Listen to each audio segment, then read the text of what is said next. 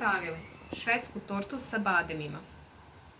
Potrebno nam je 5 jajeta, 200 g šećera, oko 200 g badema, polovina ide za dekoraciju, druga polovina ide u koru, malo vanilinog ekstrata, oko 180 ml slatke pavlake, 2,5 kašike gustina, umesto gustina možete koristiti brašno, i oko 100 g margarina.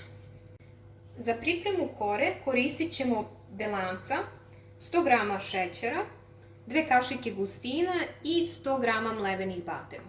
Za žuti krem iskoristit ćemo žumanca, ostatak šećera, pola kašike gustina, vanilu, slatku papriku, malo margarina i dekoracija bademi.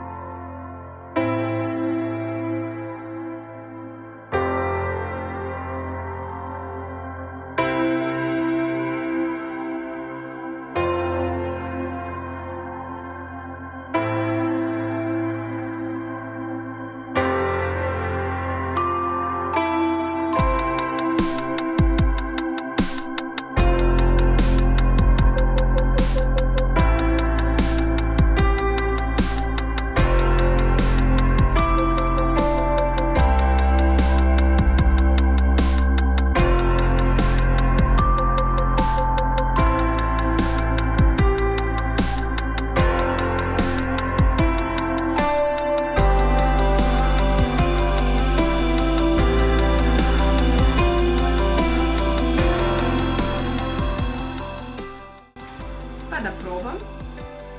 Torta je odstojala u frižiteru preko noći, mada njoj nije potrebno, dovoljno je samo 2 sata. Evo, vidimo. Da vidimo.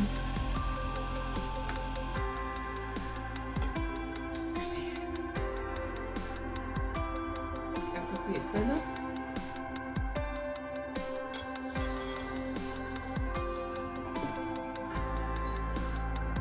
Ovu tortu sam već više puta pravila i svaki put se oduševim.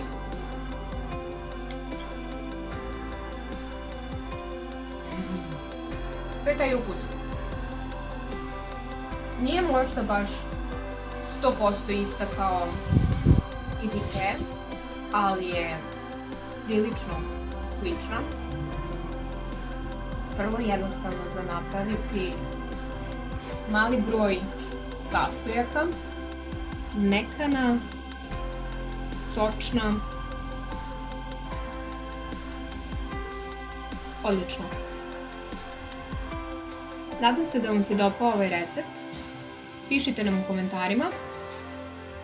Zapratite naš kanal ukoliko već niste. A mi se vidimo sljedeći put sa novim receptima. Prijatno!